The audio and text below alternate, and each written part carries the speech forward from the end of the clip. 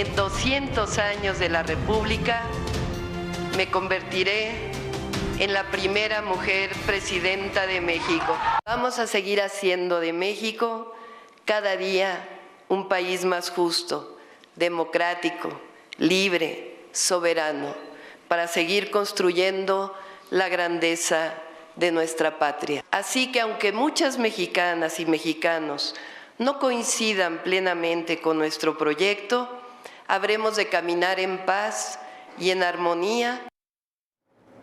Bueno, y Claudia Sheinbaum será la próxima presidenta de México, la primera mujer que encabezará nuestro país, y lo hace obteniendo la mayor cantidad de votos que ha tenido un candidato presidencial en la historia de México. Son más de 30 millones de votos.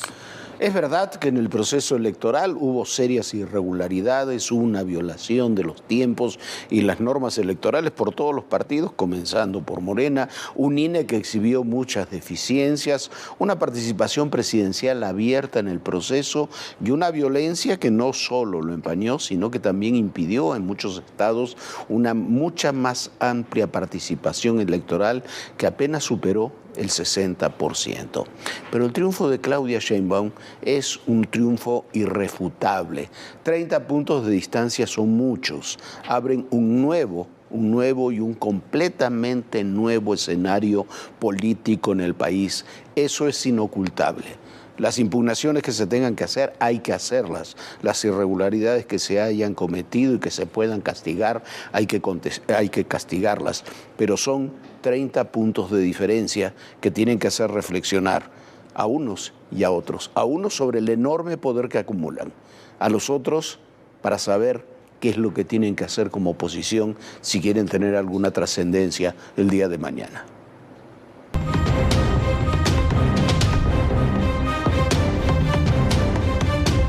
El margen de distancia que dio el virtual triunfo presidencial a Claudia Sheinbaum sobre Xóchitl Gálvez sorprendió a muchos, menos a Morena y a la coalición que la abanderó. Claudia Sheinbaum será la primera mujer presidenta de nuestra historia y de América del Norte. Mientras candidatos y candidatas se declaraban ganadores de la contienda, el Instituto Nacional Electoral emitió un mensaje a las 7 de la noche. El llamado era a mantener la serenidad. Es fundamental que los partidos políticos, coaliciones, las candidatas y el candidato y los medios de comunicación actúen con mesura, con prudencia y con responsabilidad. La incertidumbre aumentó debido al vacío de información del órgano electoral. El INE retrasó 4 veces el mensaje en cadena nacional para dar a conocer los resultados preliminares del conteo rápido. Así transcurrieron 2, 3, 4, 5 horas. Poco antes de la medianoche, la consejera presidenta del Instituto Nacional Electoral confirmó la ventaja de Sheinbaum Pardo sobre su más cercana contrincante. Berta Xóchitl Gálvez Ruiz, de la coalición Fuerza y Corazón por México, obtuvo una votación que se ubica entre el 26.6% y el 28.6%. Claudia Sheinbaum Pardo, de la coalición Sigamos Haciendo Historia, obtuvo una votación que se ubica entre el 58.3% y el 60.7%. Minutos después, el presidente López Obrador publicó un video. Son sus primeras palabras en la jornada electoral. Confieso que estoy muy contento, orgulloso, felicito a Claudia Sheinbaum, quien resultó triunfadora en esta contienda con amplio margen. La doctora Sheinbaum no había aparecido en público desde la mañana cuando acudió a votar a la casilla en San Andrés Totoltepec, alcaldía Tlalpan. Más de 12 horas después, ofreció un breve mensaje en el hotel donde, en compañía de su equipo de campaña, esperaba el resultado de los conteos rápidos. Posteriormente llegó a la Plaza de la Constitución, donde la esperaban sus simpatizantes. Por primera vez en 200 años, las mujeres lleguemos a la presidencia de la República. Hace poco dije que el cierre del gobierno del presidente López Obrador iba a ser espectacular, porque el 2 de junio íbamos a hacer historia. E hicimos historia el 2 de junio. Claudia Sheinbaum será la próxima presidenta de México, la primera mujer que encabezará nuestro país. Y lo hizo con una victoria irrefutable, superando los más de 30 millones de votos. Del que somos el primer país exportador. Renunció, ¿por qué? Porque no estaba de acuerdo. La magnitud que ha tenido el narcotráfico mexicano.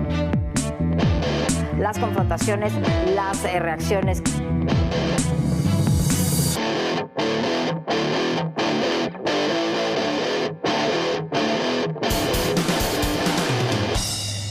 Bueno, y el escenario, como decía Jorge, es completamente nuevo y vamos a ver un poco de lo que está sucediendo y lo que va a pasar a partir del 1 de octubre.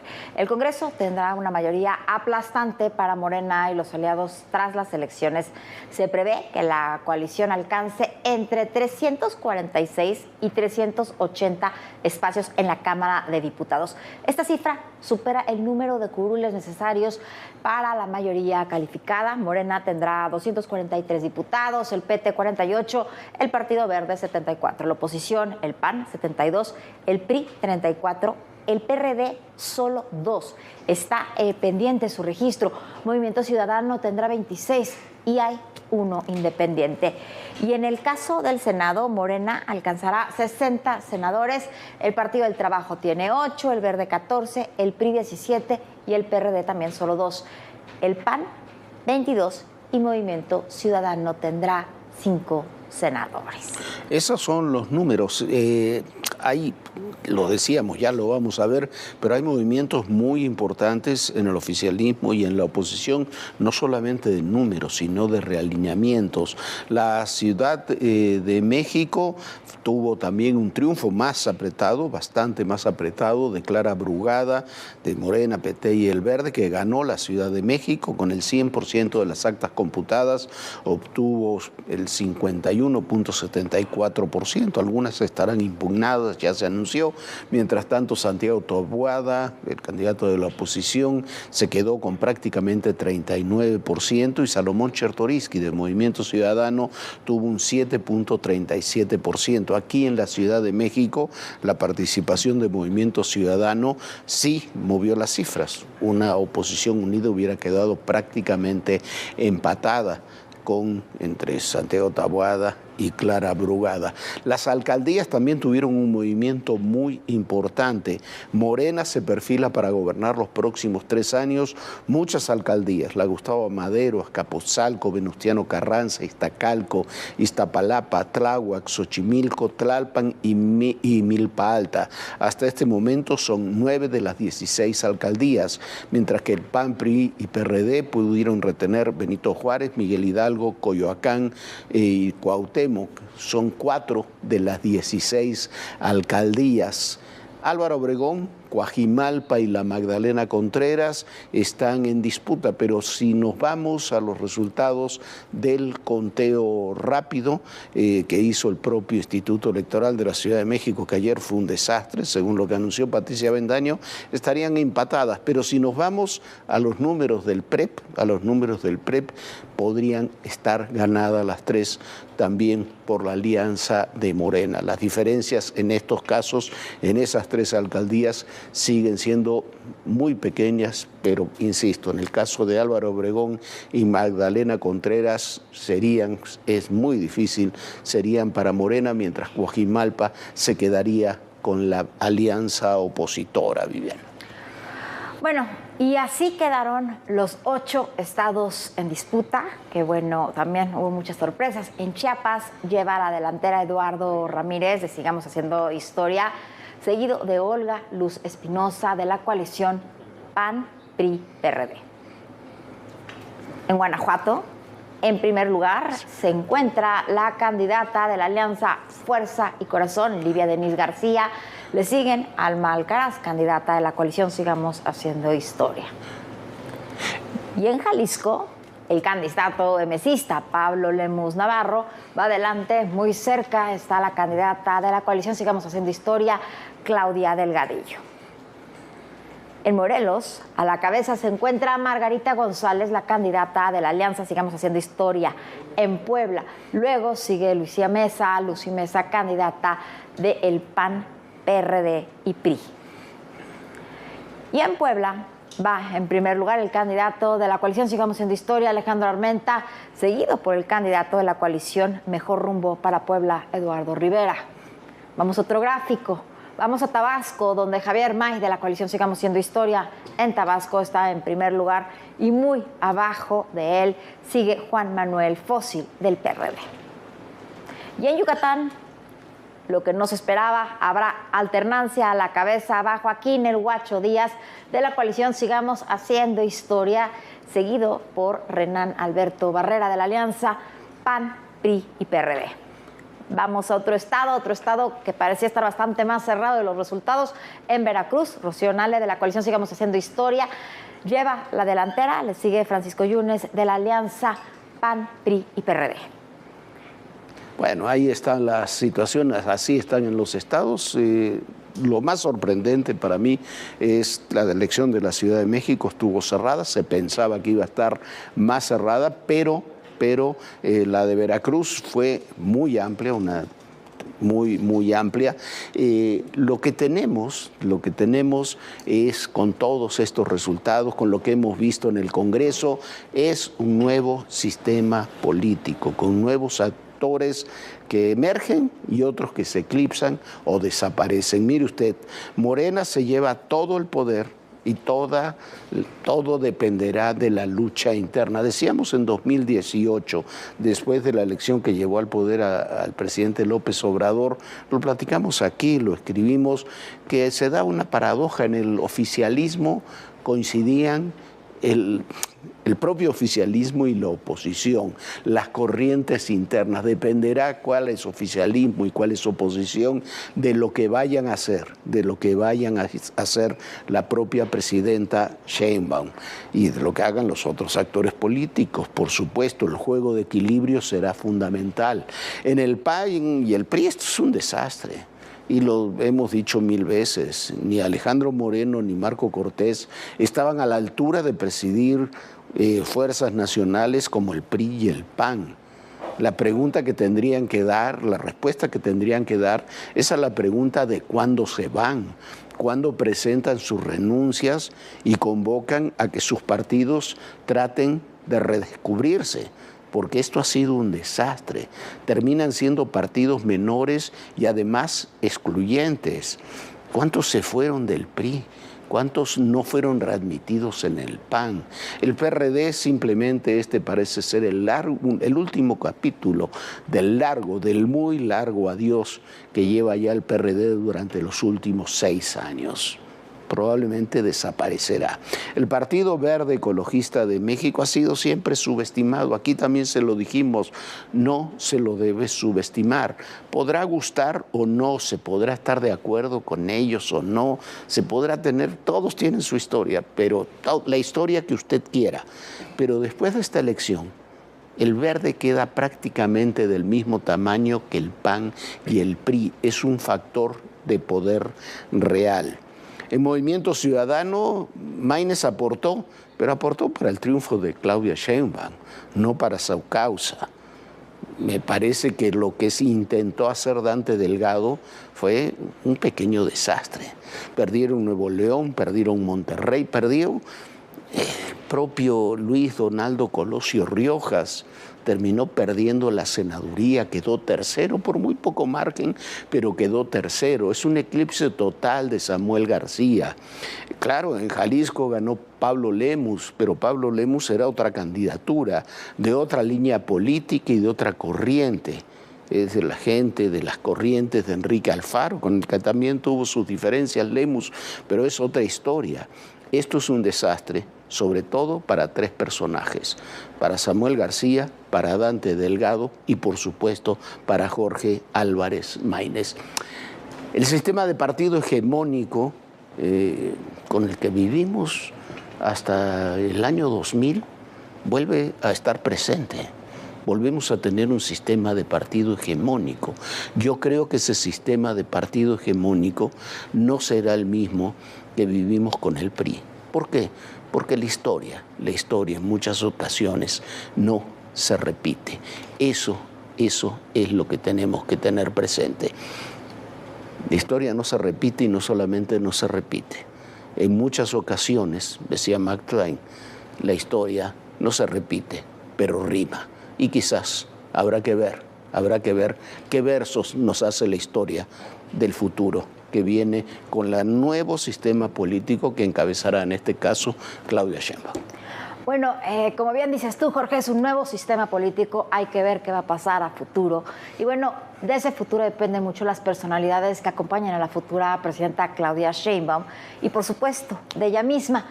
Hablamos con Claudia Sheinbaum hace ya varios años cuando ella buscaba gobernar la Ciudad de México en una entrevista muy personal donde abre su corazón, donde nos dice quién es, donde nos dice de dónde viene. Esta es Claudia Sheinbaum.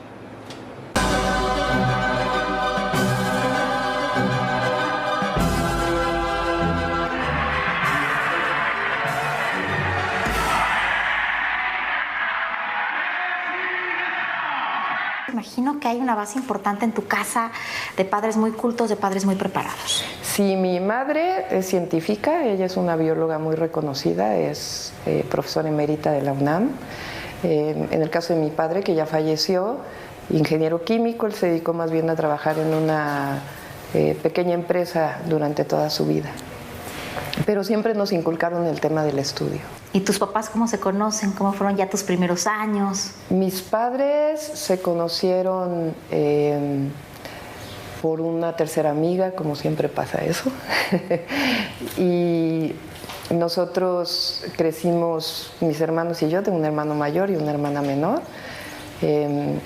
Pues crecimos muy, digamos, ya no como hijos de migrantes, ¿no? Sino nos sentimos totalmente mexicanos. Realmente lo que nos queda pues son los apellidos. Los recuerdos. Así es, y los recuerdos. ¿Dónde vivían de chiquitos? De chiquitos vivíamos en Hacienda de Chegaray, en Naucalpa. Yo viví ahí hasta los 12 años y después vivimos en Coyoacán. Después mis padres se separaron. Y pues yo me independicé como a los 22, 23 años. Oye, ¿ya tu pasión qué fue el baile?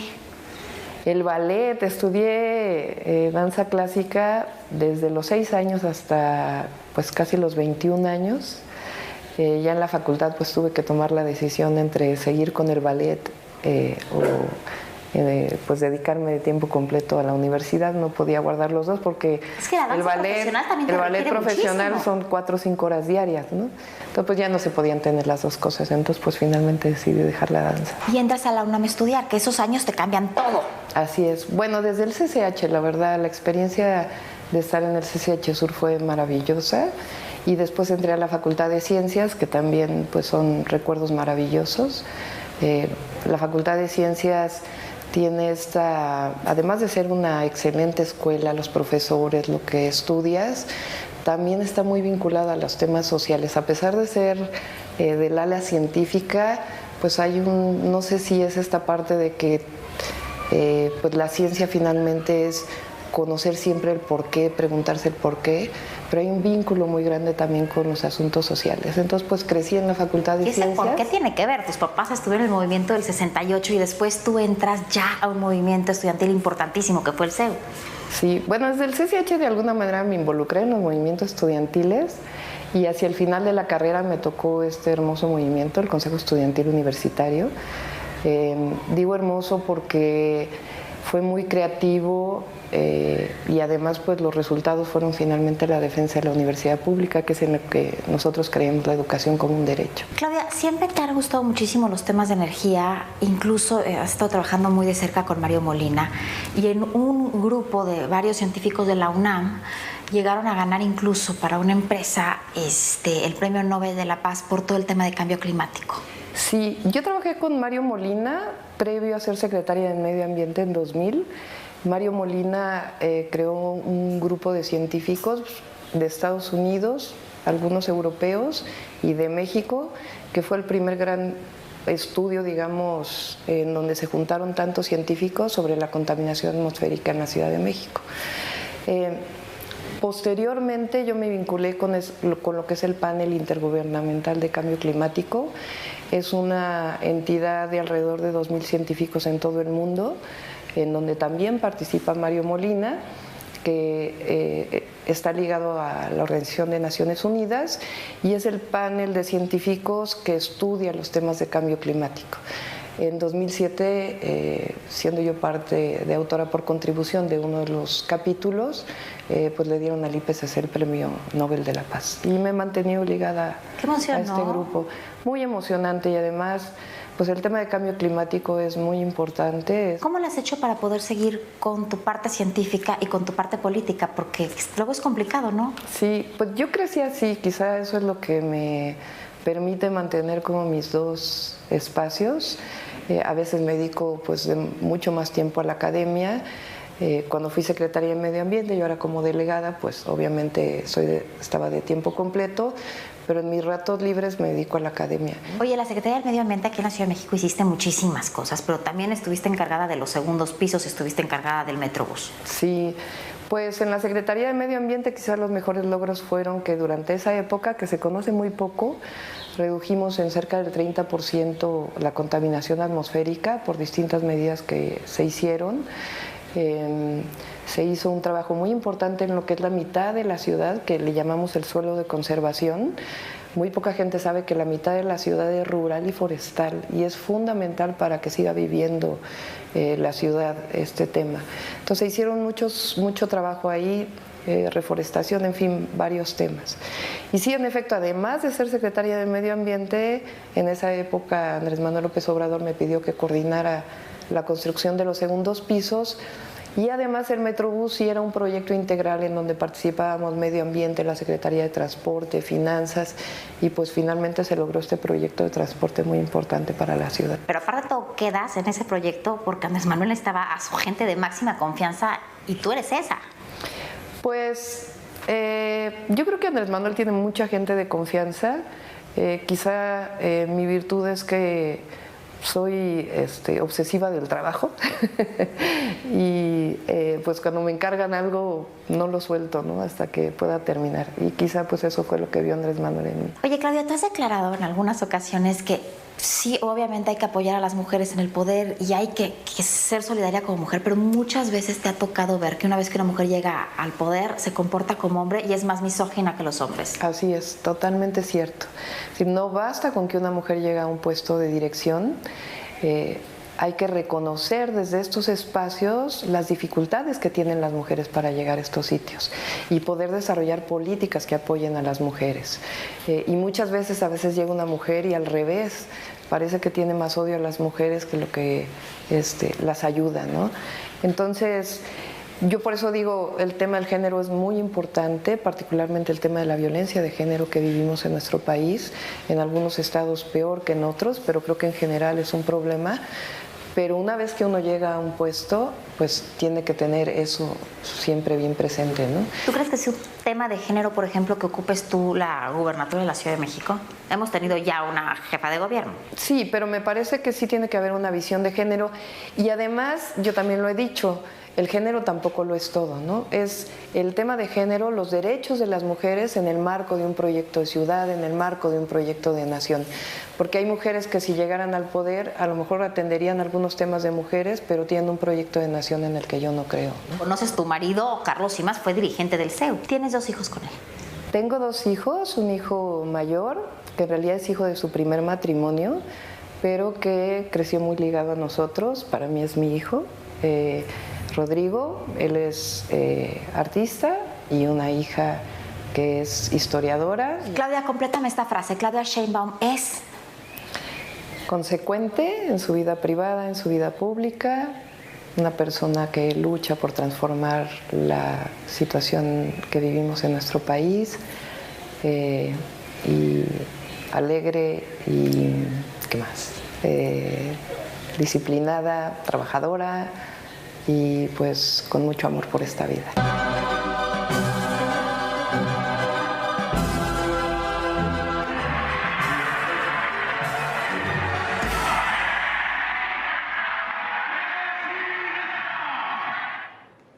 Bueno, y justo en esta entrevista es donde Claudia Sheinbaum nos da la exclusiva, que ya se ha separado de su exmarido de Imaz, de Carlos Imaz. Han pasado muchas cosas desde ese 2017 en muy poco tiempo. Claudia Sheinbaum fue jefa de gobierno, fue candidata, ha sido y es presidenta electa. Se casó de nuevo con su novio de la adolescencia, con José María Tavira. Una relación que dicen se conocieron por redes sociales, volvieron a contactar por redes sociales, por Facebook, y bueno, han tenido una relación muy sólida desde entonces. Hoy Claudia Sheinbaum será la primera presidenta en 200 años en México, la primera de América del Norte. Así que es una buena historia, Jorge, sin lugar a dudas están haciendo historia y, como bien dice ella, hay que trabajar por y para las mujeres a ver cómo se da este sexenio, ¿no? Sí, ahí está. Ya nos vamos, Viviana, muy buenas noches a todos ustedes y tomen en cuenta una cosa muy importante. Viene un nuevo sistema político, nos guste o no nos guste, viene un nuevo sistema político. Para analizarlo y para hablar de él hay que cambiar los chips, hay que vaciar el disco duro y hay que comenzar a ver las cosas desde otra óptica y con otra distancia. Recuerden, en el poder y en la política todo, pero absolutamente todo, es personal. Gracias.